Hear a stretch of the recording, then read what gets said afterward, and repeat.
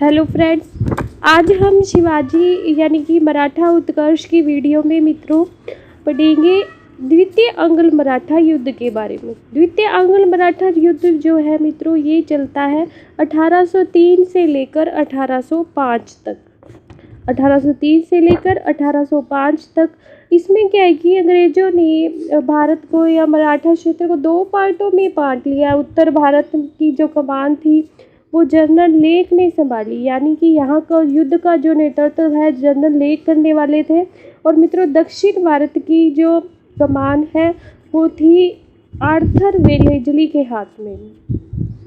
मित्रों Arthur Wellesley जो थे इन्होंने 1803 में दक्षिण में जो अहमदनगर जो क्षेत्र था उसको जीत लिया, उस पर अधिकार कर लिया द्वितीय आंग्ल मराठा युद्ध के दौरान। और मित्रों भोसले व सिंधिया की सेना को, सम्मिलित जो सेना थी भोसले व सिंधिया की सेना, इसको पराजित कर दिया। किसने कर दिया मित्रों? आर्थर वेलेस्ली ने। और भोसले के साथ एक संधि की गई जिसका नाम था देवगांव की संधि। मित्रों ये जो देवगांव की संधियाँ है जो मैं आपको बता रही हूँ, कई संधियाँ अभी इसमें और आएगी। तो इसमें ये जो देवगांव की संधि है परीक्षा में पूछा जाता है कि अंग्रेजों द्वारा किसके साथ की गई, तो भोसले के साथ। जो मराठों का एक वंश था भोसले, उसके साथ देवगांव की संधि की गई। इसके साथ ही मित्रों सिंधिया जो था, जो सम्मिलित रूप से भोसले के साथ ही युद्ध कर रहा था, सिंधिया के साथ सुरजी अर्जन गांव की संधि की गई। कौन सी? सुरजी अर्जन गांव। सुरजी अर्जन गांव की संधि की गई। ये संधियों के नाम है जो अंग्रेजों द्वारा मराठा सरदारों के साथ की गई। मित्रों होलकर के साथ युद्ध। अब जो होलकर था उसके साथ युद्ध की शुरुआत होती है 1804 में। और मित्रों होलकर ने अंग्रेजों से बचने के लिए भरतपुर में शरण ली। मित्रों आप जानते हैं कि भरतपुर का जो किला है वो लोह किला कहलाता है, काफ़ी मजबूत है। और इसने होलकर ने भरतपुर में शरण ली वहीं जाकर। और जनरल लेक जो है उसने 5 बार प्रयास किया, फिर भी वो भरतपुर पर अधिकार नहीं कर पाया और होलकर को हरा नहीं पाया। होलकर ने क्या किया कि सिखों से भी सहायता मांगी, लेकिन सिखों ने उसका प्रस्ताव स्वीकार नहीं किया।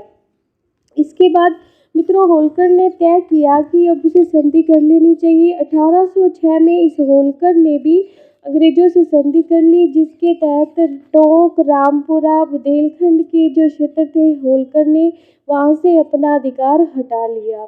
द्वितीय आंग्ल मराठा जो युद्ध था उसके परिणाम में मित्रों ये जो मराठा जो क्षेत्र था या ये जो मराठे थे ये पूरी तरह छिन्न भिन्न हो गए। मराठों की शक्ति क्या थी? बिखर गई, पूरी तरह छिन्न भिन्न हो गई।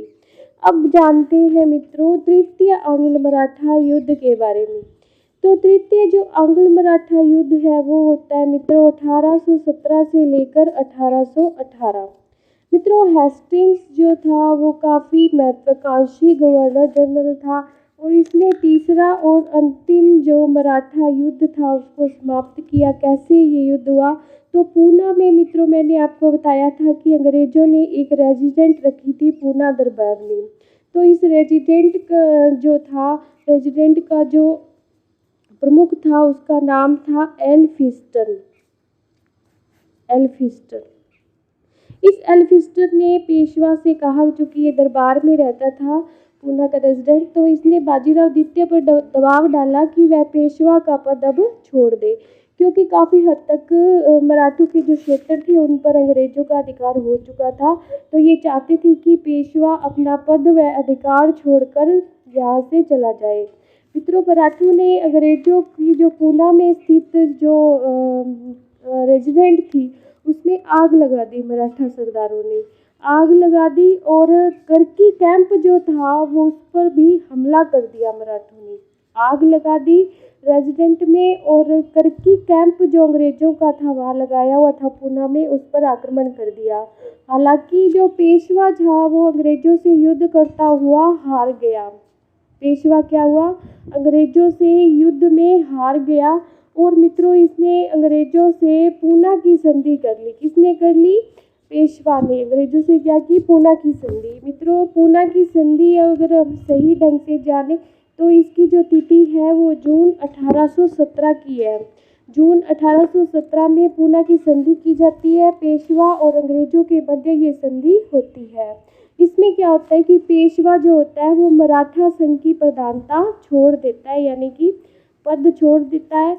और पेशवा को किर्की मित्रों, पेशवा जो है अभी भी हार मानने को तैयार नहीं होता है। एक तरफ ये मतलब अपनी संधि कर रहा है और दूसरी तरफ ये पराजय मानने को तैयार नहीं है। इसके बाद भी मित्रों 2 युद्ध और होते हैं इसको अंग्रेजों के साथ। एक होता है कोरेगांव की लड़ाई, जिसको कहते हैं कोरेगांव की लड़ाई, कोरेगांव की लड़ाई। और ये होता है मित्रों जनवरी 1818 में। जनवरी, ये लड़ाइयाँ मित्रों पूछी जाती है, इम्पोर्टेंट चीज़ है मित्रों। छोटे छोटे जो प्रश्न हैं यहाँ से निकल आते हैं कि कोरेगांव की लड़ाई किसके मध्य हुई, तो पेशवा और अंग्रेजों के मध्य है।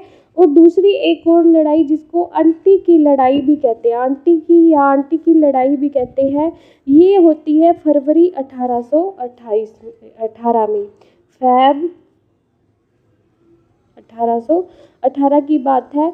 इतने इन लड़ाइयों में भी जब पेशवा बाजीराव द्वितीय अंग्रेजों से जीत नहीं पाता, तो मित्रों जून 1818 में ये क्या करता है कि अंग्रेज गवर्नर जो होता है, अंग्रेज एक व्यक्ति जिसका नाम मित्रों जॉन मेलकम होता है, जॉन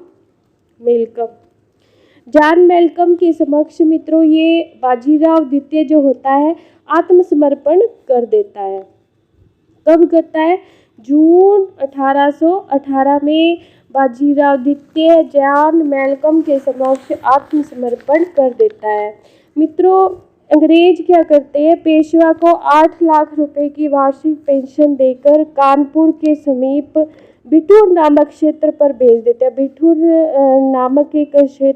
नामक एक स्थान होता है, वहाँ पर जो है पेशवा बाजीराव द्वितीय को भेज दिया जाता है। और यही इनका बाजीराव द्वितीय का अंतिम जो टाइम होता है, अंतिम जीवन जो होता है बीतता है। अंग्रेजी सरकार क्या करती है कि पेशवा का जो राज्य होता है उससे सतारा को अलग कर देती है। और मित्रों प्रताप नाम का एक जो होता है व्यक्ति, उसको ये सतारा जो है वो सौंप देती है। उसके बाद मित्रों मराठा साम्राज्य का जो अंतिम छत्रपति होता है वो होता है शाहजी अप्पा। शाहजी अप्पा ये कौन थे, तो ये अंतिम छत्रपति कौन थे मित्रों, ये अंतिम छत्रपति कौन थे, शाहजी अप्पा। तो इस तरह मित्रों यहाँ पर ये पेशवा की जो स्टोरी है वो खत्म हो जाती है। इसके साथ साथ द्वितीय आंग्ल मराठा युद्ध भी समाप्त हो जाता है और मराठा साम्राज्य पर पूरी तरह से अंग्रेजों का अधिकार हो जाता है। मित्रों पेशवा, अब हम जानते हैं मराठों की प्रशासन के कुछ महत्वपूर्ण बिंदु कि मराठा जो थे उनके टाइम में कौन कौन सी महत्वपूर्ण बातें थी जिनके बारे में जानना हमारे लिए बहुत ज़रूरी है। तो मित्रों पहला तो ये कि पेशवा का जो दफ्तर होता था उसको क्या कहा जाता था, उसके दफ्तर को हजूर दफ्तर कहा जाता था। क्या कहा जाता था? हजूर दफ्तर। और ये एक तरह का मित्रों आज के जैसे सचिवालय होता है उस तरह होता था। और इसके जो महत्वपूर्ण विभाग था वो था एलब्रिज विभाग,